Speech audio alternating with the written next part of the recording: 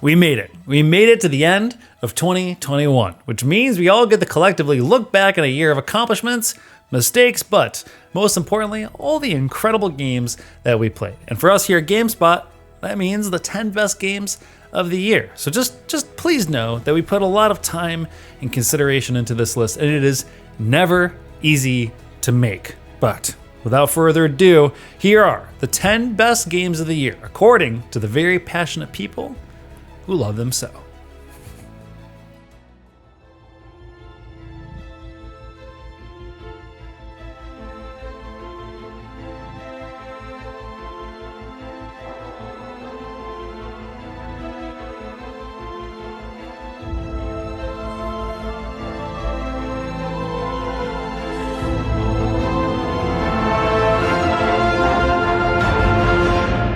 One last tango, 47. Hitman 3 feels like the apex of IO Interactive's long journey to craft the perfect Hitman game. Every level in Hitman 3 is just a masterful example of what makes a good Hitman level. From the massive extravagant party in the skyscraper in Dubai, the bustling streets of China, or the small intimate affair in Dartmoor Manor. Speaking of, Dartmoor Manor also represents a moment where Hitman 3 takes a lot of risks by introducing more story elements into their missions. No longer do you just take on the disguise of somebody, but you get to now roleplay them more intimately by being a detective and getting to actually solve a murder mystery.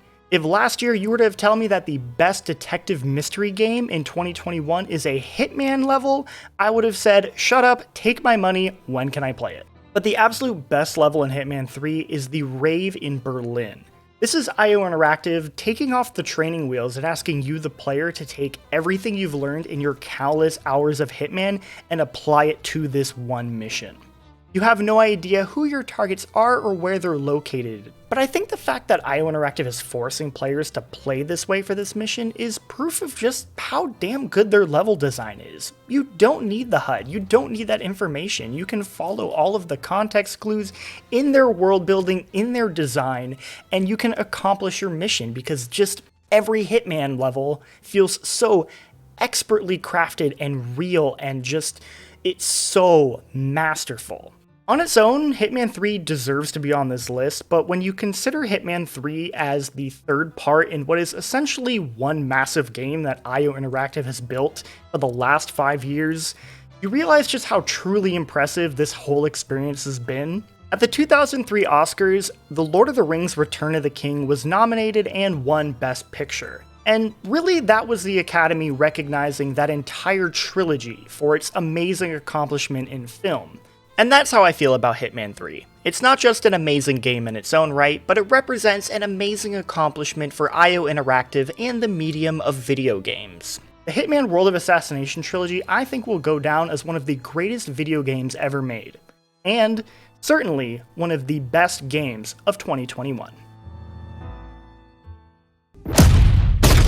Hold it right there. Look at these dolls. Almost forgot they used to be humans. Ay, ay, ay. Do you want to know what this story is really about? Huh?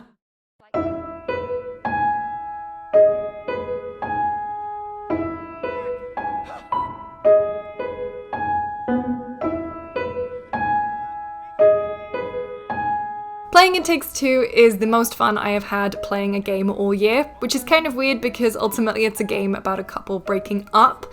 But still, Cody and May, they have been in this relationship, they've been married for a long time, but decide that it's not working out and want to separate. Their daughter, trying to keep them together, accidentally casts a spell on them, making them these small dolls, and they have to work together to break the spell. Why do you look like a blob of clay? Why do you look like a wooden doll? It's one of my favorite games of the year because it demands a completely cooperative experience, and I don't just mean that like, oh, I'm playing with my friend.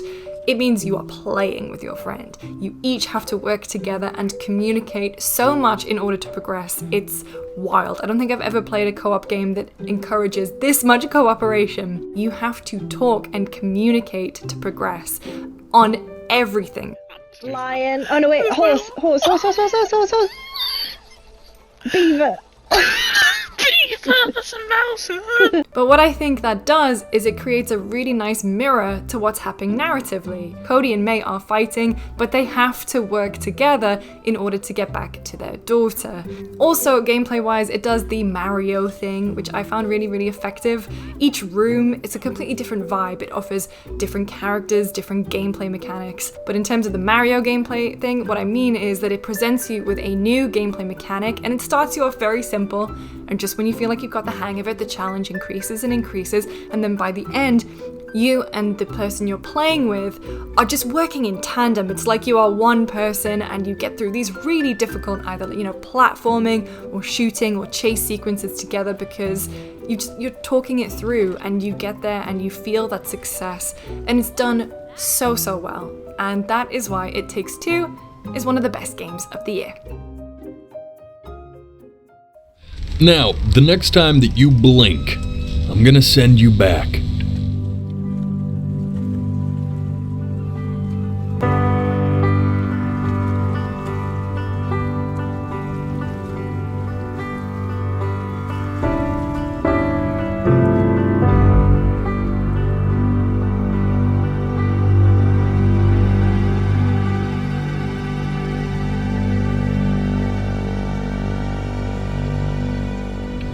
The thing to remember about blinking is, well, it's only a matter of time.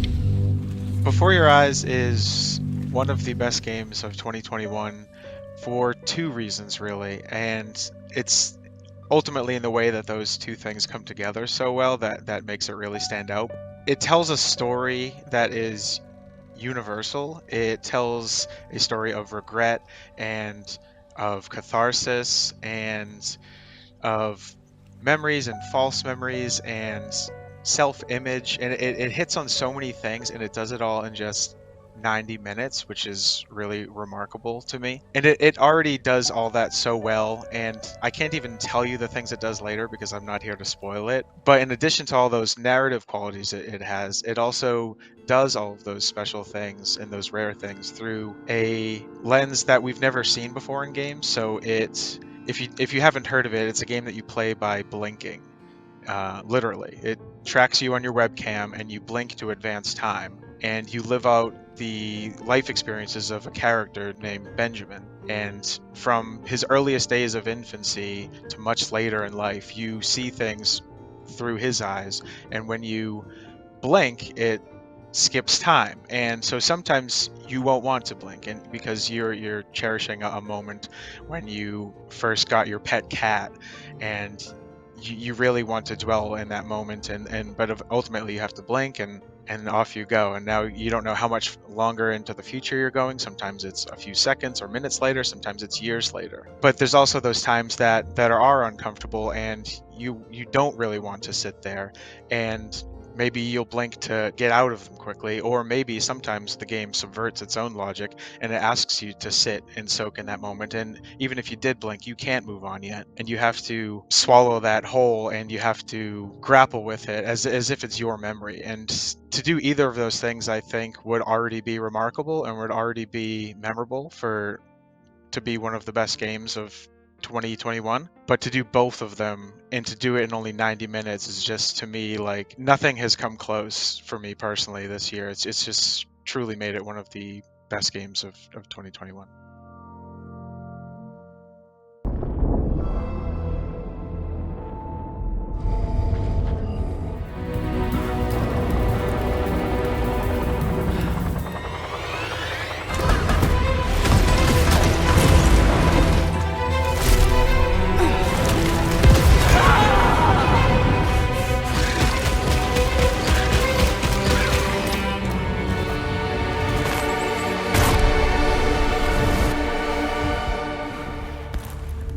Returnal is a really fascinating game that mixes a bunch of elements together that feel like they shouldn't work but do, and is deeper than most action games ever even try to be, and I really got lost in it this year.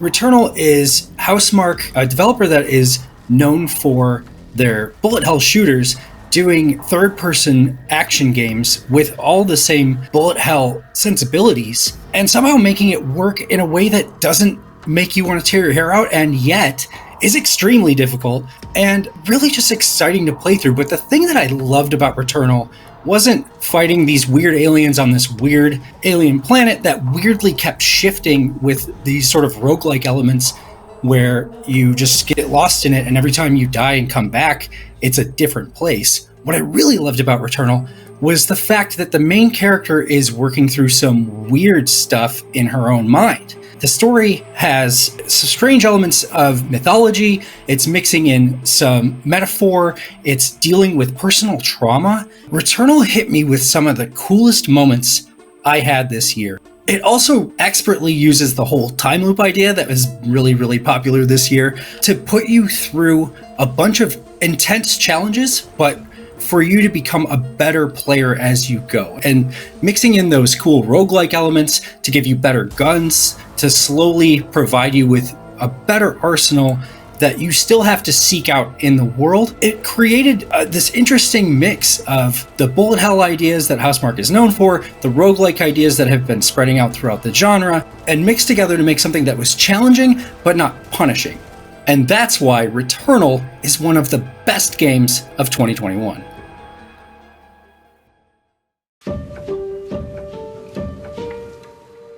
Hell am I?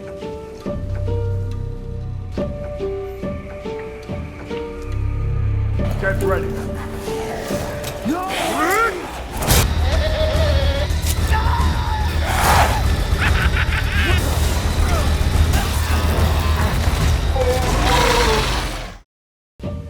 Oh, careful what you wish for, Ethan Winters.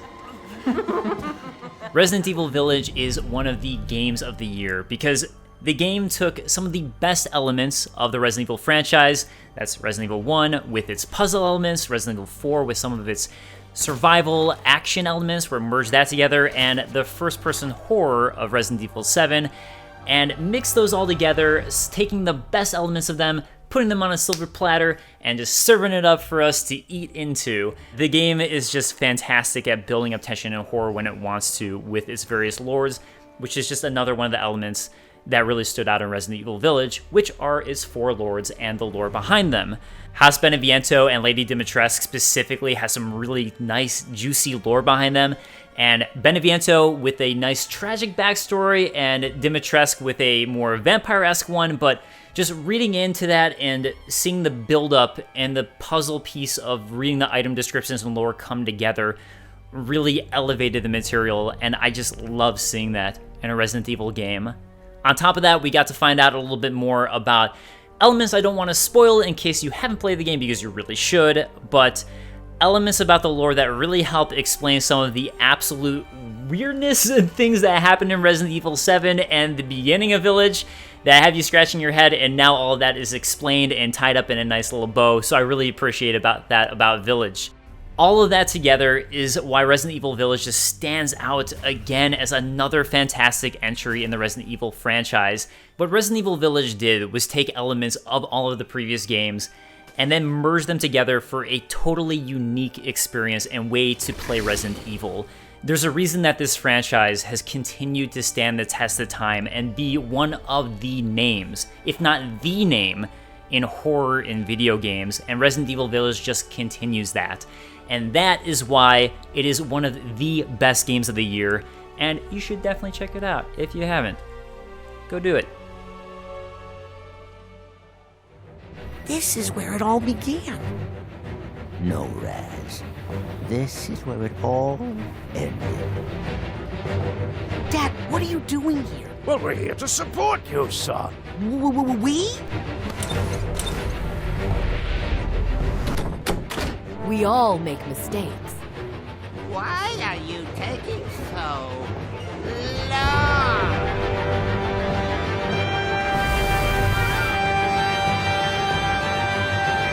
Roller, I'm getting less sure I want to see this. Oh no, I don't think you'll want to see this at all. Psychonauts 2 is a really deceiving game. On the surface, it's this over-the-top, colorful, funny, ambitious 3D platformer. But the moment you start to peel back the layers, you reveal a game that's really about second chances and forgiveness. And maybe above all else, it's about being empathetic and understanding to the people around you. And those very concepts are seeded through nearly every single aspect of the game, from the mechanics to the characters' motivations to the very worlds you explore. Every single angle and part of this game was meticulously detailed to service its themes of mental health, its themes of acceptance.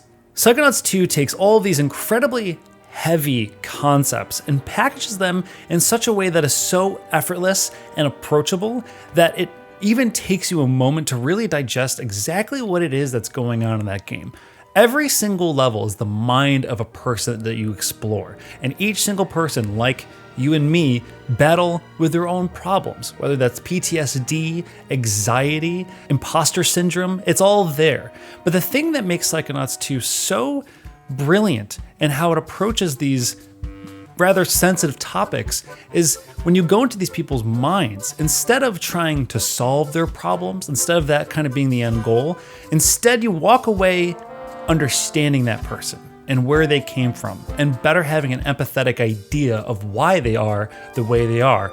But even more importantly, that is what defines them into the wonderful character that they've become. Even the idea of something like regrets and doubts and panic attacks are the basis for the very enemies that you fight in that game. And because it's done in such a colorful, fun, humorous way that's never quite spoon-feeding it to you, you can play this game and just have a good time for what it is. But it's all the more rewarding to actually take a step back and take a look at the world and see how every single concept just works in complete tandem with each other. It is so impressive. Even though Psychonauts 2 is the sequel to a 16-year-old game, it did more than just exceed my expectations as a fan of the original, but instead stand on its own 2 feet as a classic in its own right, and is more than well deserving to be among the best games of this year.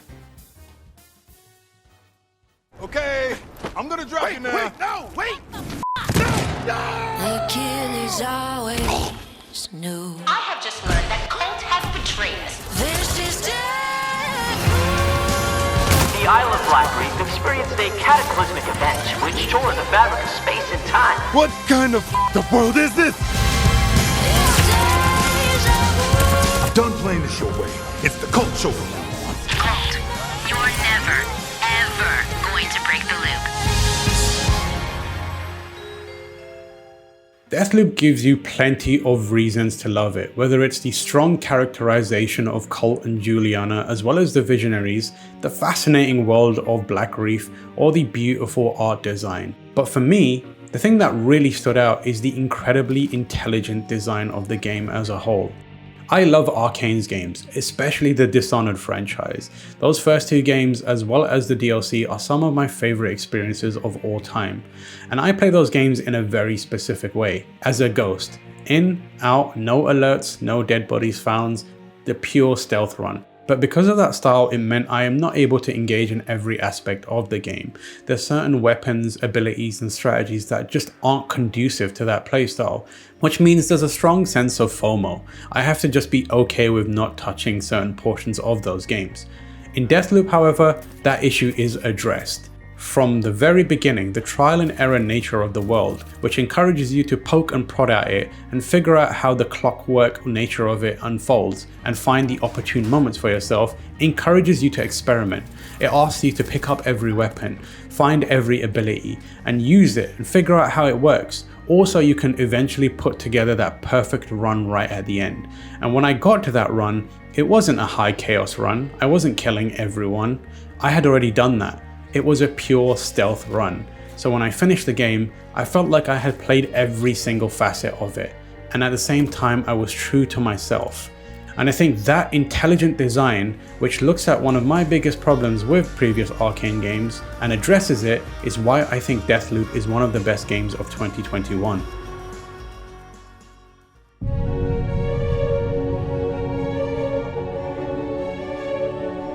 Salve, friend. I'm Galerius. Mind telling me who you are and what you were doing in the Shrine of Proserpina? You're probably wondering why I summoned you. Just as the ocean accepts the rivers of all the world, so this place accepts all the souls.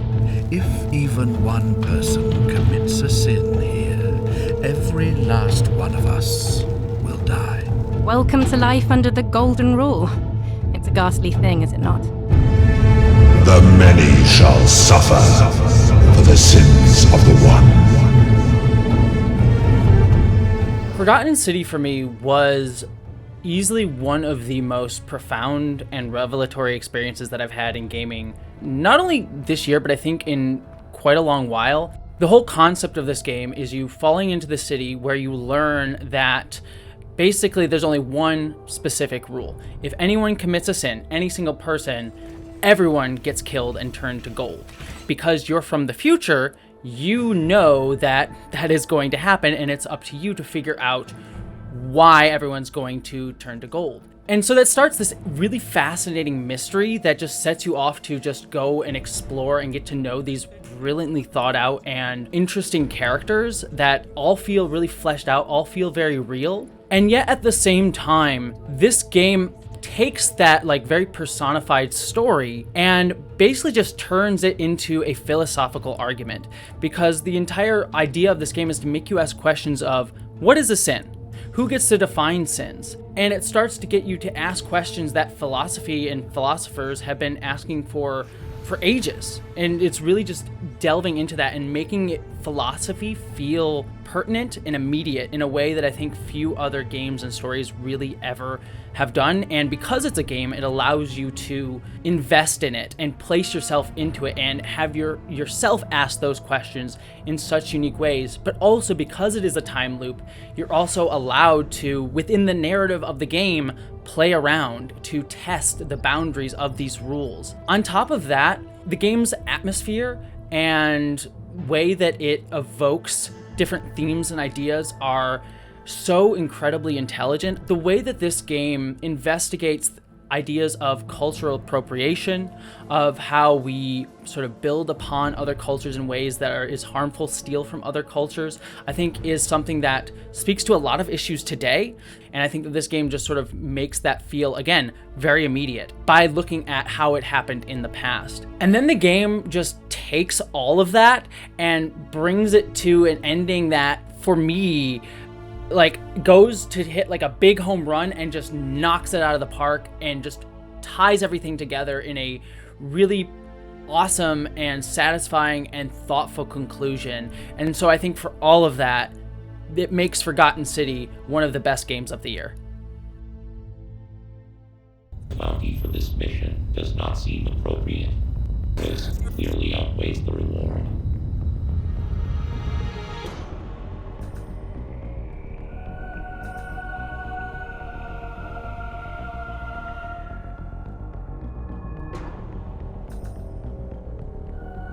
You are faced with overwhelming power. Your highest priority should be simply to survive.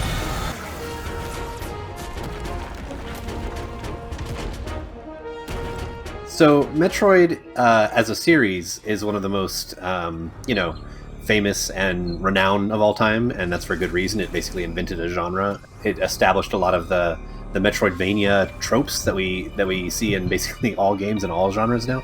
And Metroid Dread, it would have been very easy for them to make another Metroid game that's just another Metroid game. What they did in Metroid Dread is iterate on these ideas in new ways that made them fresh for newcomers, like young people who might not have played a Metroid game before, but were also really surprising and engaging for people who have played a lot of Metroid games. There's a pattern to it that's very familiar to us. What Mercury Steam did with Metroid Dread is rejigger all of that. They completely subverted your expectations. My favorite example is how they withhold the Morph Ball from you for like half of the game. To longtime Metroid fans like me, that was like, well, crap, what am I supposed to do now? Like, I feel lost. I feel unequipped for dealing with this alien world, and that's the feeling they want you to have. That's the feeling that's core to Metroid, is that you are alone on this planet and you have to figure stuff out. On top of that, it was a much more story-focused Metroid game than I think we've ever seen before. It gave a lot more context to a lot of the Metroid lore and mythology that we've seen throughout a lot of past games and even material found outside the games. It closed the book on this long arc of why it's even called a Metroid. It started with hunting down the Metroids and then the baby and then the fusion suit, and now it's come full circle with the Metroid sort of becoming core to like who Samus is, and so it's still going forward. That as a Metroid fan, that's exciting. So it takes these tropes that we're very used to, it plays incredibly smoothly with them, while at the same time subverting expectations and giving us something new with that space. It's almost like they've seen the imitators, they've seen everyone come along making their own Metroidvanias, and a lot of those are great and I love them. But it's like they came along and they were like, this is how you do one. We're going to like make one that is polished to perfection and subverts what you think you expect from this series and from this genre. And that's why it's one of the best games of the year. The Master Chief returns.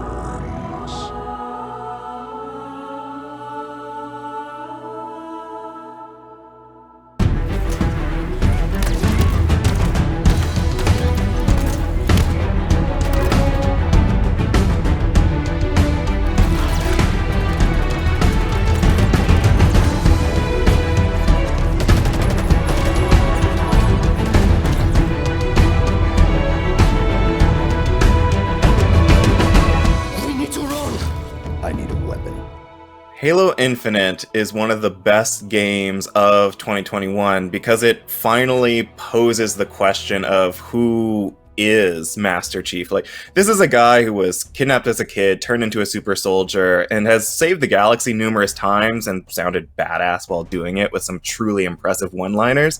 But that's what Chief does. It's not who he is. And when forced to work with two new allies in Infinite, Chief has to let his humanity show in order to connect to these people and secure their aid. He can't relate to them as soldiers because they're not fellow soldiers. And this opens up brand new storylines for Chief, which is honestly, when you think about it, kind of fitting considering that Infinite finally opens up Halo for the first time with an open world format. So focusing on this family dynamic in the campaign between Chief, the weapon, and the pilot allows Infinite to have a more intimate storyline. It's one of the best that Halo, I think, has ever had, and it's really helped along by the fact that the story plays out in this open world that's gratifying to explore.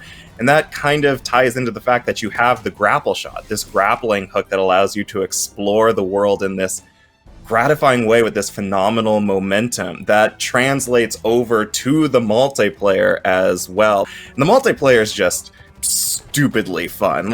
Infinite's multiplayer is just really, frankly, taken over the lives of numerous people on GameSpot staff. It's just a joy to play. It's awesome to play into the early hours of the morning. Yeah, it's as simple as that. The sound design for Halo Infinite is phenomenal. The maps and the online multiplayer are good. Weapons hit with that gratifying kinetic punch. And this is frankly the best Halo campaign that we've had in years, and for all of those reasons, that's why Halo Infinite is one of GameSpot's best games of 2021. And now, it is my honor to reveal that GameSpot's Game of the Year for 2021 is Deathloop. In the words of our very own Lucy James, she said, Deathloop is a game that has taken the best of Arcane's previous titles and created something intensely special. In a year where time loops were in vogue, Deathloop has done more than enough to stick out from the crowd, making it one of the best games of 2021.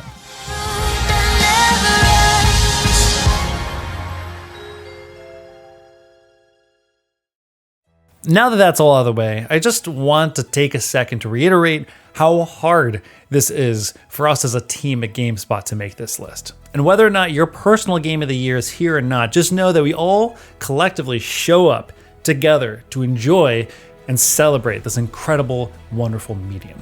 So with that, way to go. You made it to the end of the year. Keep playing games, keep playing more games. If there's a game on this list that you haven't played, go and consider checking it out. All right, that's it. Thanks, folks. Thanks for being here. See you next year. Okay, bye.